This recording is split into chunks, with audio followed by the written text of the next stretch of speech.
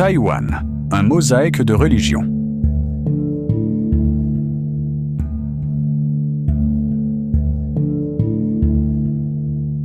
Le peuple a droit à la liberté religieuse. Une production de Missionnette, une initiative des missionnaires xavériens, avec le soutien de l'ambassade de Taïwan auprès du Saint-Siège.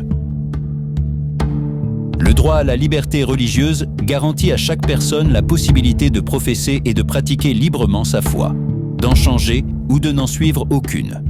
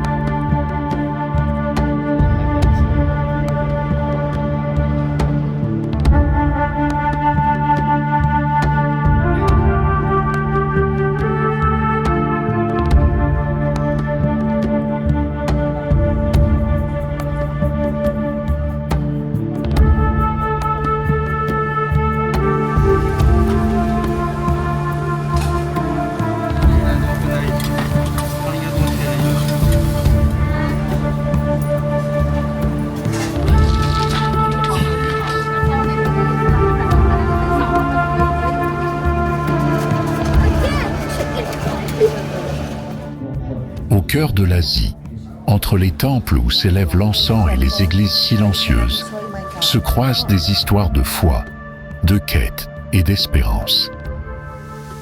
Taïwan est un mosaïque spirituel, un laboratoire vivant de diversité et de liberté religieuse. Ici cohabitent le bouddhisme et le taoïsme, le christianisme et l'islam, le confucianisme et de nouvelles voies à la recherche de la vérité. Mais comment cette diversité est-elle vécue au quotidien ?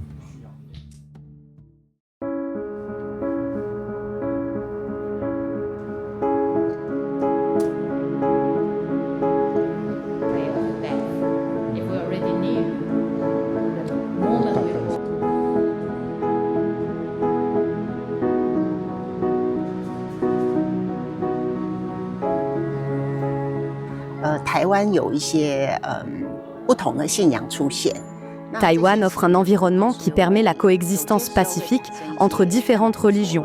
Un Japonais m'a dit un jour, Taïwan est un musée des religions.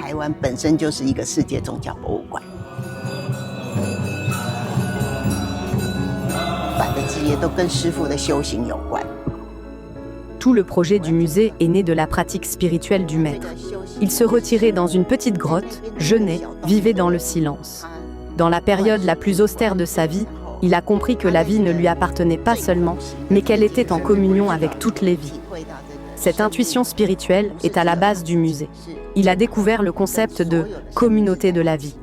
Il a observé qu'à Taïwan émergeaient diverses croyances et que parfois cela créait de la confusion. Le maître a pensé que la religion devait purifier le cœur. Il a donc décidé de rassembler les traditions religieuses qui ont le plus contribué à l'humanité pour les présenter ensemble. Ainsi, les gens peuvent les connaître et choisir librement.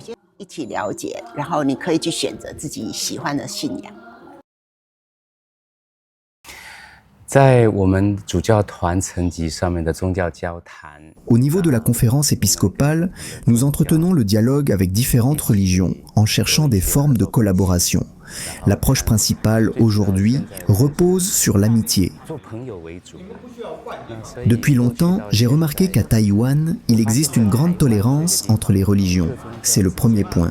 Le deuxième point concerne la connaissance mutuelle dans ce climat de tolérance. Alors, que pouvons-nous faire ensemble ? C'est ce sur quoi nous travaillons peu à peu. Dans ce processus, nous avons un vaste champ d'action, mais nous ne devons pas être pressés ni attendre des résultats immédiats. Cependant, dans le respect et l'estime réciproque, nous organisons de temps en temps des activités ou profitons d'occasions pour inviter les autres ou visiter leurs temples ou leurs églises. Ce climat d'amitié est désormais naturel entre nous, et j'en suis très heureux. Grâce à cette collaboration, nous avons aussi créé des camps-écoles sur le thème « Religion et paix », impliquant des jeunes et des adultes pendant 3 ou 4 jours de vie commune. Nous y découvrons comment les religions peuvent dialoguer, tout en réfléchissant aux difficultés historiques. L'objectif est de dépasser la peur du dialogue interreligieux. Car la première inquiétude de beaucoup est, si je participe au dialogue, est-ce que je trahis mon Dieu ou ma religion? C'est la première question à affronter. Il faut comprendre qui est notre Dieu et comment nous nous rapportons à lui, pour savoir si nous lui restons fidèles. Et qui sont les autres? Sont-ils des messagers de Dieu? Ou lui sont-ils opposés? Évidemment, s'il lui était opposé, il ne faudrait pas dialoguer. Mais si nous voyons des attitudes amicales, nous nous souvenons des paroles de Jésus, qu'il soit d'un.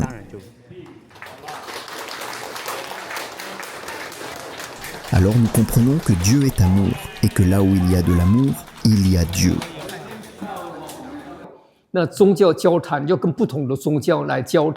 En ce qui concerne les autres religions, nous remercions également le Vatican et son conseil pontifical pour le dialogue interreligieux, qui est très actif.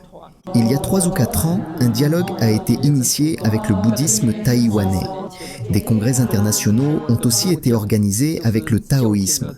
Nous, en tant que diocèse de Taipei, avons soutenu activement ces initiatives. Ainsi, nous avons construit d'excellentes relations avec les bouddhistes, les taoïstes et aussi avec les religions populaires. Ces dernières années, nous avons également établi de bonnes relations avec les musulmans et les bouddhistes. Chaque année, pendant le Ramadan, le Vatican envoie une lettre que nous traduisons en chinois, puis que nous portons à la mosquée pour dialoguer avec les musulmans. Ceux-ci nous invitent aussi à partager le repas de l'iftar à la fin de chaque journée de Ramadan. La relation est très bonne. Récemment, nous avons également fondé une association pour la paix religieuse. Dans toute l'île de Taïwan, nous avons relié plus de 20 religions différentes, y compris le Yi Guandao, le Tiandi Jiao et le Tiande Jiao. Environ 20 religions unies. J'ai été choisi comme président. Chaque année, nous organisons 2 ou 3 rencontres entre représentants des différentes religions.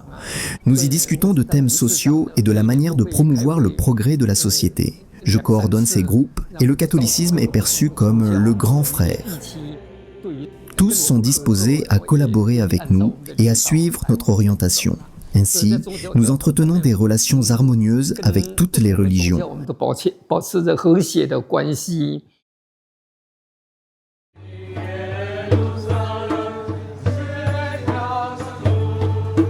La religion à Taïwan est libre et il n'y a pas d'interférence particulière. Cependant, il est important de continuer à défendre cette liberté afin que le droit de chacun de professer librement et publiquement sa religion soit protégé. À Taïwan, il n'est pas rare de croiser une procession catholique, un iftar musulman ou une manifestation religieuse dans la rue ou sur une place publique. C'est le signe d'une liberté d'expression qui fait parfois défaut même dans certaines démocraties occidentales. À Taïwan, il ne prévaut pas un modèle laïciste qui exclut la religion de la vie publique et la relègue à la sphère privée. Chacun peut manifester, aussi par des symboles et des pratiques extérieures, sa foi et son appartenance religieuse.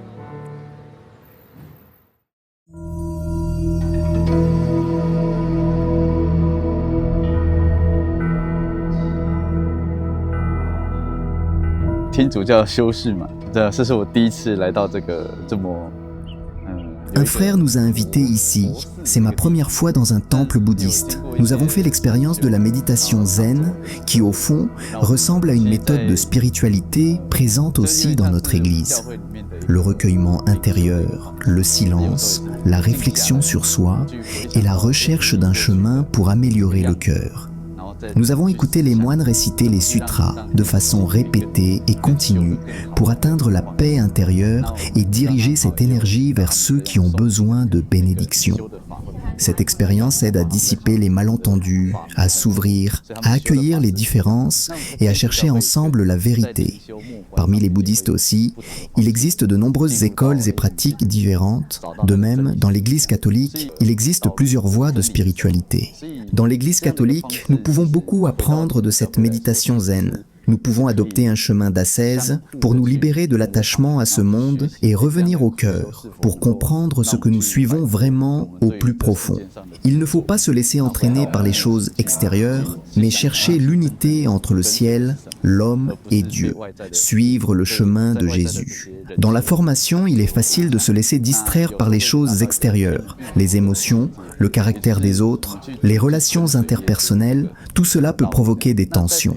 Mais chaque expérience nous enseigne quelque chose. Et nous apprenons qu'avant toute relation, nous devons ouvrir l'esprit, ouvrir le regard, et ainsi le cœur ne se laisse plus troubler par ces choses. On retrouve la simplicité et la paix intérieure.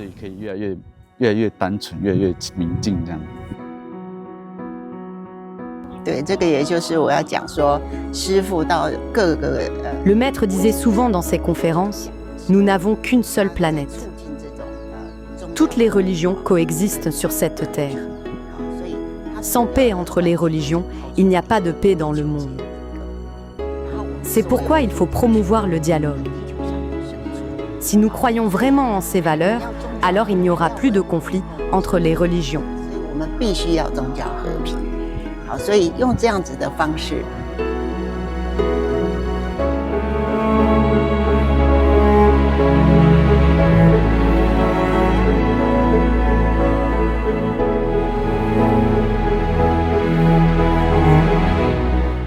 La liberté religieuse, garantie par la Constitution de Taïwan, est ce qui rend tout cela possible.